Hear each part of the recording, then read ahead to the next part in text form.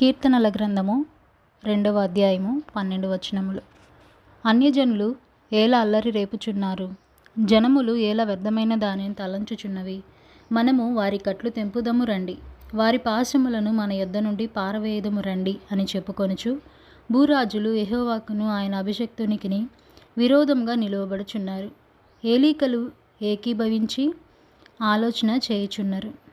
ఆకాశమందు ఆసీనుడగువాడు నవ్వుచున్నాడు. ప్రభువు వారిని చూచి అపహసించుచున్నాడు. ఆయన ఉగ్రుడై వారితో పలుకును, ప్రచండ కోపము చేత వారిని తల్లడింపజేయును. నేను నా పరిశుద్ధ పర్వతమైన సియోను మీద నా రాజును ఆసీనునిగా చేసి ఉన్నాను. కట్టడను నేను వివరించెదను. యెహోవా నాకిలాగు సెలవిచ్చెను, నీవు నా కుమారుడవు, నేడు నిన్ను కనియున్నాను.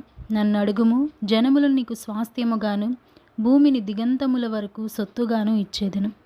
ఇనుపదండముతో నీవు వారిని నలగొట్టెదవు, కుండను పగలగొట్టినట్టు వారిని ముక్క చెక్కలుగా పగలగొట్టెదవు. కాబట్టి రాజులారా వివేకులై ఉండుడి, భూపతులారా బోధనందుడి. భయభక్తులు కలిగి యెహోవాను సేవించుడి, గడగడ వణుకుచు సంతోషించుడి. ఆయన కోపము త్వరగా రగులుకొనును.